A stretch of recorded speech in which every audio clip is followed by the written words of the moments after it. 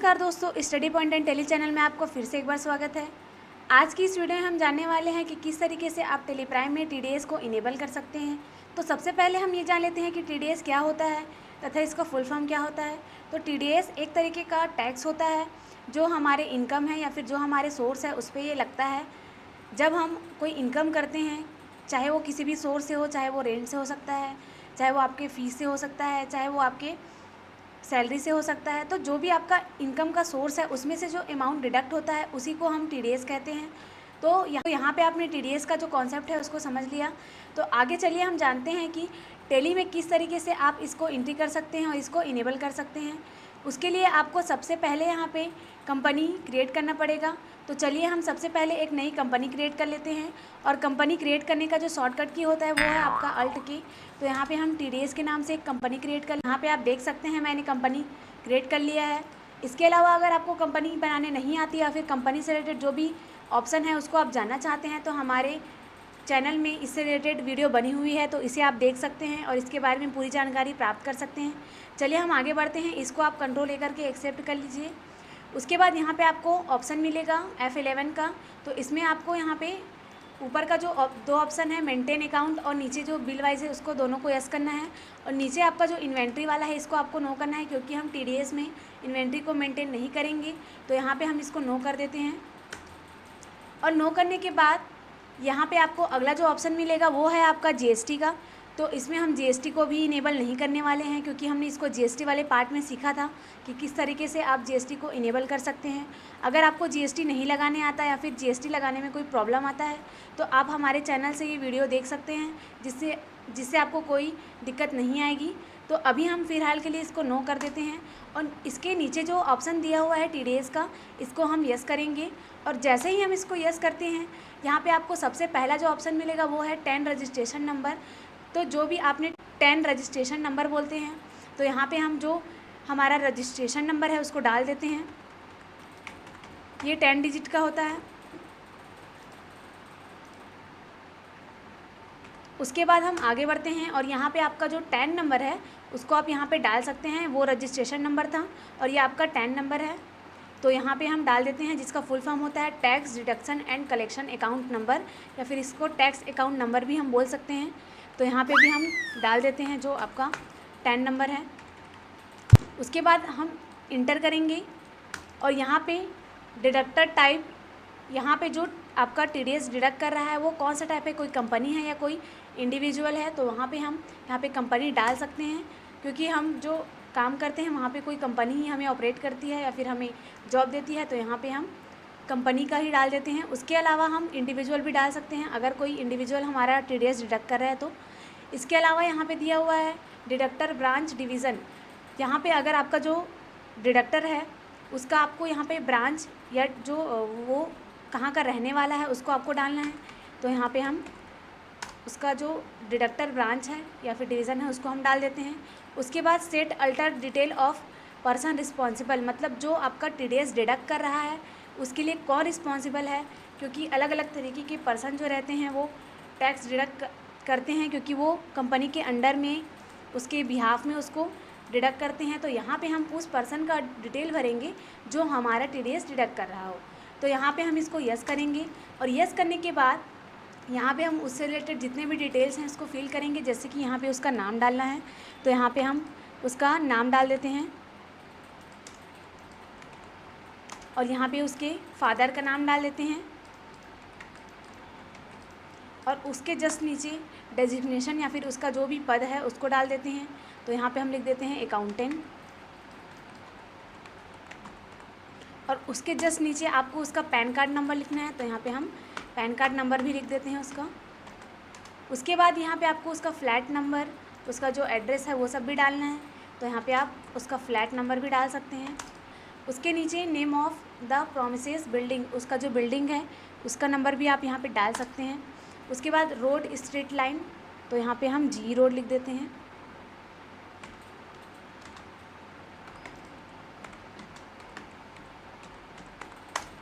उसके अलावा उसका जो एरिया लोकेशन है उसको भी आप डाल सकते हैं। उसका सिटी टाउन जो है उसको भी डाल दीजिए। यहाँ पे आपको उससे रिलेटेड सभी डिटेल को यहाँ पे भरना है, तो आप इसको जल्दी से फिल कर लीजिए। उसके बाद उसका मोबाइल नंबर डालना है। उसके बाद उसका एसटीडी कोड डालना है। तो अगर आप यहाँ पे डालना चाहते हैं तो डाल सकते हैं, वरना इस ऑप्शन को छोड़ सकते हैं। उसके बाद यहाँ पे आपका टेलीफ़ोन नंबर, जो उसका टेलीफ़ोन नंबर है उसको भी आप यहाँ पे डाल सकते हैं। उसके अलावा उसका ईमेल आईडी भी डालना है आपको, तो यहाँ पे हम उसका ईमेल आईडी डाल देते हैं।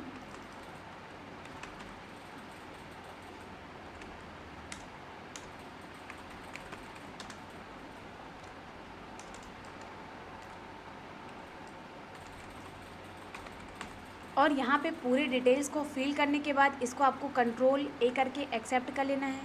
और जैसे ही आप इसको सेव करते हैं, यहाँ पे नीचे में आपको और ऑप्शन मिल जाएंगे, जैसे कि यहाँ पे ignore IT exemption limit for TDS deduction.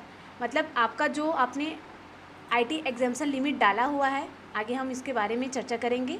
तो यहाँ पे आईटी एग्जाम्पशन लिमिट है, तो उसको आप यहाँ पे क्या इग्नोर करना चाहते हैं। अगर आप इसको इग्नोर करना चाहेंगे तो आप इसको यस कर सकते हैं, वरना आप इसको नो ही रखिए।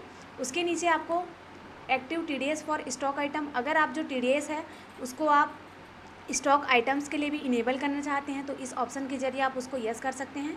बाकी अगर नहीं करना चाहते तो इसको आप नो रख सकते हैं। इसके बाद हम इस ऑप्शन को कंट्रोल ए करके एक्सेप्ट कर लेंगे।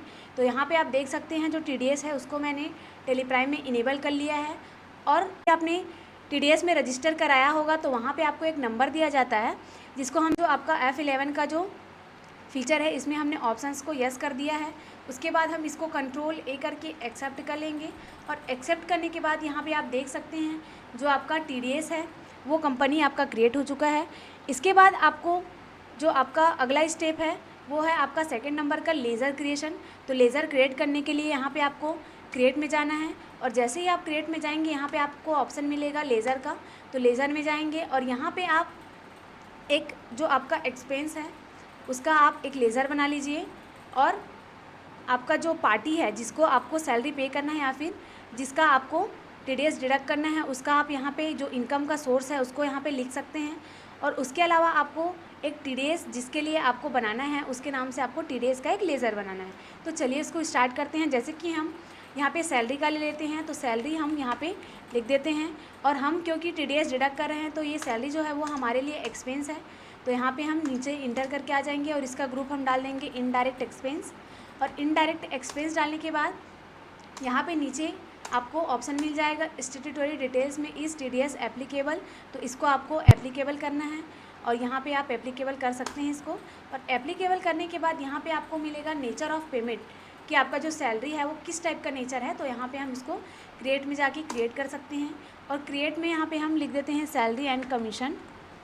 इसका जो टीडीएस का जो नेचर रहता है और सेक्शन वगैरह रहता है वो आपको डिटेल में मैं पीडीएफ लिंक में दे दूँगी, तो उसको आप यहाँ पे देख सकते हैं। तो यहाँ पे हम बना लेते हैं सबसे पहले टीडीएस एंड कमीशन का। और इसके अलावा यहाँ पे जो सेक्शन कोड है या फिर इसका जो नेचर है इसको आप ऑनलाइन जो टीडीएस का वेबसाइट है वहाँ पे भी आराम से देख सकते हैं। ठीक है, मैं उसका लिंक आप लोग को दे दूँगी, तो उसको आप डिस्क्रिप्शन से देख लीजिएगा नीचे। उसके बाद यहाँ पे सेक्शन डाल देते हैं और उसके जस्ट नीचे आपको उसका पेमेंट कोड डालना है, तो वो भी हम यहाँ पे डाल देते हैं।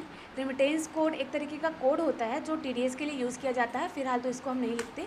उसके बाद यहाँ पे रेट फॉर इंडिविजुअल, अगर आपका इंडिविजुअल है जो डिडक्ट कर रहा है तो वहाँ पे कितना % टीडीएस कटना चाहिए, तो यहाँ पे हम 10% कर देते हैं। और अगर कोई कंपनी है, अदर डिडक्टिव टाइप लिखा है, तो यहाँ पे अगर कोई कंपनी है इंडिविजुअल के अलावा तो यहाँ पे कितना कटना चाहिए ये यहाँ पे हम डाल सकते हैं। तो दोनों में 10% डाल देते हैं। अगर आप इसको चेंज करना चाहें तो कर सकते हैं। ठीक है, उसके अलावा विथ पेन दिया हुआ है, अगर पेन कार्ड नहीं है तो कितना कटना चाहिए, इसके लिए आपको यहाँ पे F12 करना है। और यहाँ पे जो ऑप्शन दिया हुआ है इसको आपको यस कर लेना है। यहाँ पे लास्ट में जो ऑप्शन दिया है allow tax rate without PAN, तो यहाँ पे हम इसको यस कर लेंगे। तो यहाँ पे आप देख सकते हैं अगर उस पार्टी के पास पैन कार्ड नहीं है तो वो कितना टीडीएस डिडक्ट करेगा, उसके लिए भी यहाँ पे ऑप्शन दिया गया है। तो यहाँ पे आप देख सकते हैं जो आपका विदाउट पेन है उसमें 20% आया है और जो पेन के साथ है वो आपका 10% आया है। उसके बाद हम आगे बढ़ते हैं और यहाँ पे आप लास्ट में एक ऑप्शन देखेंगे थ्रेशोल्ड लिमिट या फिर एग्जेम्पशन लिमिट का जो हमने टीडीएस डिडक्ट करते समय देखा था कि आईटी एग्जेम्पशन लिमिट को हम इग्नोर करेंगे। तो अगर आप यहाँ पे एक जो थ्रेशोल्ड लिमिट है या फिर आईटी एग्जेम्पशन लिमिट है उसको आप यहाँ पे डाल देते हैं, तो उससे अगर अमाउंट ज़्यादा होगा तभी आपका टीडीएस कटेगा, वरना आपका टीडीएस नहीं कटने वाला है।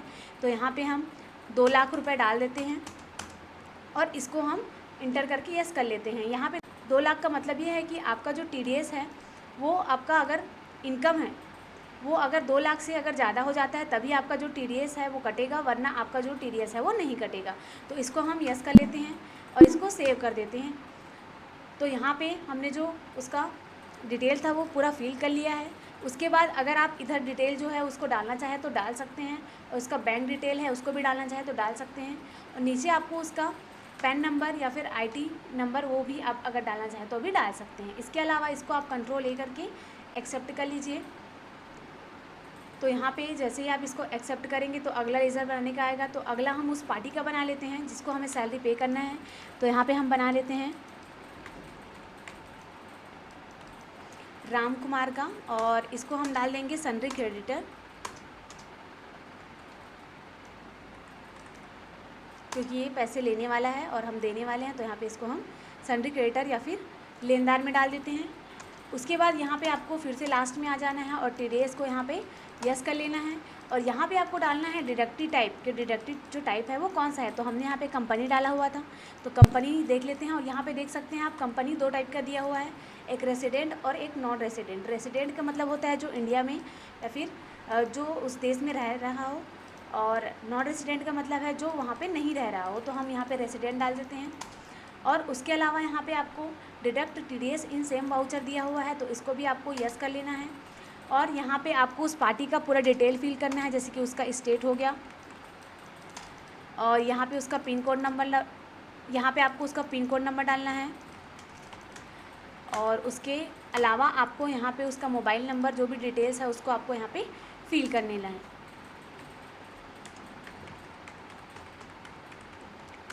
यहाँ पे आप उसका कॉन्टैक्ट डिटेल वगैरह भी अगर करना चाहे तो यस करके यहाँ पे फिल कर सकते हैं। तो इसको हम फिल नहीं करते हैं, इसको हम फ़िलहाल नो कर देते हैं। इसके अलावा यहाँ पे उसको आपका पैन कार्ड नंबर डालना कंपलसरी रहता है, क्योंकि बिना पैन कार्ड के आपका टीडीएस जो है वो 20% कटेगा, और आप अगर पैन कार्ड नंबर डालते हैं तो वो आपका 10% कटेगा। तो यहाँ पे हम पैन कार्ड नंबर डाल देते हैं,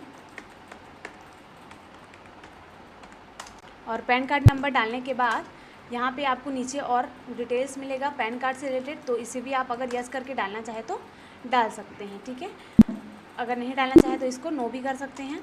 उसके अलावा आपको इसको कंट्रोल ए करके एक्सेप्ट कर लेना है, और एक आपको और लेज़र बनाना है जिसका आपको टीडीएस है। तो यहाँ पे हम टीडीएस ऑन सैलरी, क्योंकि हम सैलरी के लिए टीडीएस कर रहे हैं तो यहाँ पे हम टीडीएस ऑन सैलरी के नाम से बना लेंगे। अगर हम रेंट के नाम से करते तो हम यहाँ पे टीडीएस ऑन रेंट के नाम से बना लेते, क्योंकि हम नॉर्मल टीडीएस लिख देंगे तो हमें उसमें दिक्कत होगी, इसलिए हम यहाँ पे उसका जो नेम है या फिर जो कारण है उसके साथ ही हम यहाँ पे टीडीएस का जो लेज़र है वो बना लेंगे। उसके बाद यहाँ पे हम अंडर में डालेंगे ड्यूटी एंड टैक्सेस, उसका जो ग्रुप है। उसके बाद यहाँ पे आपको ऑप्शन मिलेगा कि ये क्या है, जैसे कि हम जीएसटी वाला करते थे तो यहाँ पे जीएसटी का ऑप्शन आता था, और यहाँ पे टीडीएस है तो यहाँ पे हम टीडीएस डाल देंगे। टीडीएस डालने के बाद यहाँ पे आपको और भी जो ऑप्शन है वो मिलेगा, जैसे कि हमने नेचर ऑफ पेमेंट बनाया था उसको आपको यहाँ पे डालना है, और यहाँ पे और भी जो डिटेल है बिल वाइज अगर उसको करना है तो आप इसको यस कर सकते हैं। उसके बाद इसको आप कंट्रोल ए करके एक्सेप्ट कर सकते हैं। क्रिएट करने के बाद अगला जो ऑप्शन है वो है आपका वाउचर में जाना और इसकी एंट्री करना। तो वाउचर में एंट्री करने के लिए हम यहाँ पे स्कैप बटन का यूज़ करते हुए यहाँ पे गेटवे ऑफ टेली में आ जाएंगे, और यहाँ पे आपको ट्रांजैक्शन के नीचे वाउचर का ऑप्शन मिलेगा, और इस वाउचर में आपको जाना है और सबसे पहले आपको टीडीएस को डिडक्ट करना है। और डिडक्ट करने के लिए यहाँ पे आपको जनरल वाउचर का यूज़ करना है। तो यहाँ पे हमने शॉर्टकट की F7 प्रेस कर लिया है, जो कि जनरल वाउचर का। यहाँ पे आपको जनरल वाउचर में जाना है, और जनरल वाउचर में जाने के बाद यहाँ पे आपको जो आपका एक्सपेंस है उसको यहाँ पे ले लेना है।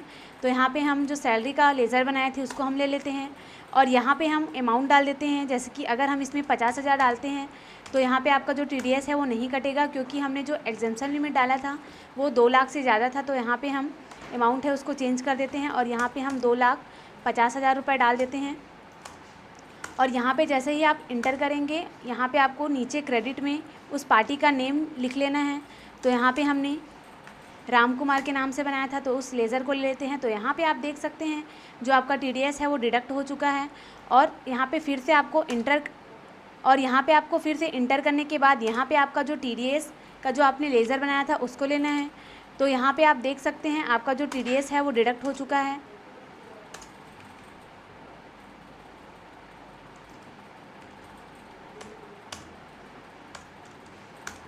और यहाँ पे आपको न्यू रेफरेंस लेने के बाद यहाँ पे फिर से आपको नीचे में जो आपका TDS है उस अमाउंट को यहाँ पे लिख देना है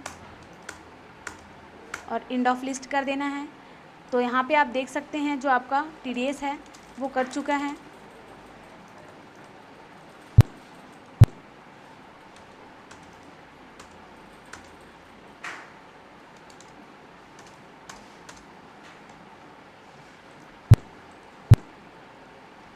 उसके जस्ट नीचे आपको यहाँ पे TDS का लेज़र ले लेना है। और TDS का लेज़र लेने के बाद यहाँ पे आपको न्यू रेफरेंस में 25,000 डाल देना है। यहाँ पे आपका जो TDS है वो कट जाएगा और यहाँ पे आपको लास्ट में एंड ऑफ लिस्ट कर देना है। तो यहाँ पे आप देख सकते हैं आपका जो TDS है वो डिडक्ट हो चुका है। और यहाँ पे हमने जो राम कुमार है उसको सिर्फ हमें 2,25,000 रुपये ही देना है। और यहाँ पे आप TDS को देखने के लिए यहाँ पे कंट्रोल N करके यहाँ पे आप उसका कैलकुलेशन भी कर सकते हैं। तो यहाँ पे आपको 2,25,000 का, तो यहाँ पे आपको 2,50,000 का यहाँ पे आपको 10% निकालना है। तो यहाँ पे आप देख सकते हैं 10% अगर हम निकालेंगे तो यहाँ पे 25,000 आ रहा है। तो यहाँ पे आपका जो TDS कटा है वो बिल्कुल सही है। तो इसको हम फ़िलहाल के लिए अभी कंट्रोल N करके फिर से नो कर देते हैं कैलकुलेटर को। उसके बाद यहाँ पे आपको इसको कंट्रोल A करके एक्सेप्ट कर लेना है। और एक्सेप्ट करने के बाद यहाँ पे अगला जो ऑप्शन है वो है आपका TDS पे करना। जिस पार्टी का हमने TDS डिडक्ट किया है उसके बाद जो अमाउंट आता है उसको हम उस पार्टी को पे कर देंगे। तो यहाँ पे हम पेमेंट करने के लिए F5 में जाएंगे और F5 में हम क्योंकि पार्टी को पे कर रहे हैं तो यहाँ पे पार्टी डेबिट हो जाएगा और उसको देना है आपको 2,25,000 रुपये। तो यहाँ पे हम 2,25,000 रुपये दे देते हैं। और यहाँ पे नीचे आपको कैश ले लेना है क्योंकि हम कैश में पेमेंट करेंगे, या तो अगर हम चेक से करना चाहें तो चेक से भी कर सकते हैं। और इसको भी आपको कंट्रोल A करके एक्सेप्ट कर लेना है। पार्टी को हमने पे कर दिया लेकिन हमें अभी गवर्नमेंट को पे नहीं किया है। और इसको देखने के लिए आप एस्केप करते हुए बैक जाएंगे, गेटवे ऑफ टेली में पहुंच जाएंगे। और गेटवे ऑफ टेली में पहुंचने के बाद यहाँ पे आपको नीचे ऑप्शन मिलेगा डिस्प्ले मोर रिपोर्ट, इसमें जाना है आपको। और डिस्प्ले मोर रिपोर्ट में जाने के बाद यहाँ पर आपको TDS रिपोर्ट में जाना है। TDS रिपोर्ट में जैसे ही आप जाएंगे यहाँ पे नीचे आपको TDS आउटस्टैंडिंग का ऑप्शन मिलेगा, इसमें आपको इंटर करना है। तो यहाँ पे आप देख सकते हैं जो आपका TDS है वो डिडक्ट तो हुआ है लेकिन गवर्नमेंट को पे नहीं हुआ है। तो यहाँ पे आप इसको देख सकते हैं आउटस्टैंडिंग है। इसको पे करने के लिए आप फिर से एस्केप करते हुए बाहर जाएंगे और वाउचर में जाएंगे। और यहाँ पे हम जैसे GST को पे करते थे वैसे ही आपको पेमेंट में कंट्रोल F करके पेमेंट करना है। और यहाँ पे स्टार पेमेंट करके यहाँ पे टैक्स टाइप में आपको TDS डालना है। और पीरियड में आपको कब से कब तक किया है उसका आपको यहाँ पे डेट डालना है, कब से कब तक का आप TDS वहाँ पे डिडक्ट कर रहे हैं। इसके अलावा नीचे में आपको डिडक्टेड टिल डेट मतलब कब आप इसको डिडक्ट कर रहे हैं उसका यहाँ पे डालना है। उसके अलावा यहाँ पे सेक्शन आपको डालना है जो आपने वहाँ पे डाला हुआ था नेचर ऑफ़ पेमेंट में। और नीचे आपको नेचर ऑफ़ पेमेंट डालना है। डिडक्टी स्टेटस मतलब जो आपका डिडक्टी है वो कौन से टाइप का है, कंपनी है कि कोई इंडिविजुअल है, तो हमने कंपनी डाला हुआ था तो यहाँ भी हम कंपनी डाल देंगे। और यहाँ पे रेसिडेंशियल स्टेटस मतलब आपका जो पार्टी है वो किस टाइप का है, रेसिडेंट है, नॉन रेसिडेंट है, उसको डालना है। तो हम यहाँ पे रेसिडेंट डालेंगे। और यहाँ पे हम गवर्नमेंट को हमेशा बैंक में पे करेंगे तो यहाँ पे हम लेज़र बना सकते हैं, यहाँ पे बना हुआ है तो हम इसी को ले लेते हैं। यहाँ पे हम SBI बैंक को ले लेंगे। और यहाँ पे आप देख सकते हैं जो आपका TDS है वो आपने गवर्नमेंट को पे कर दिया है। यहाँ पे आपका चालान जो है वो कट चुका है। और इसको भी आप कंट्रोल A करके एक्सेप्ट कर लीजिए। और जैसे ही आप एक्सेप्ट करते हैं उसके बाद आपको फिर से रिपोर्ट देखने के लिए जाना है। तो यहाँ पे हम डिस्प्ले मोर रिपोर्ट में चले जाते हैं और यहाँ पे TDS रिपोर्ट में जाएंगे। और TDS रिपोर्ट में जाने के बाद यहाँ पे आप अगर जाके देखेंगे TDS आउटस्टैंडिंग में तो यहाँ पे आपको जो TDS है वो पेमेंट हो चुका है, अब कोई भी आउटस्टैंडिंग नहीं बचा है। इसके अलावा आप स्केप करके यहाँ पे जाते हैं चालान रिकन्सेशन में, तो यहाँ पे आपका जो चालान है वो पे हो चुका है। तो जो आउटस्टैंडिंग में दिखा रहा था वो अब आपको चालान रिकन्सेशन में दिखाई देने लगेगा। तो यहाँ पे आप देख सकते हैं जो 25,000 है वो आपका गवर्नमेंट को पे हो चुका है TDS के रूप में। तो इस तरीके से आप TDS से रिलेटेड जितने भी डाउट्स हैं उसको इस वीडियो में क्लियर कर सकते हैं। और भी ऐसे टेली से रिलेटेड जानकारियों के लिए आप हमारे चैनल को सब्सक्राइब करें और इस वीडियो को लाइक करें और अपने दोस्तों के साथ शेयर ज़रूर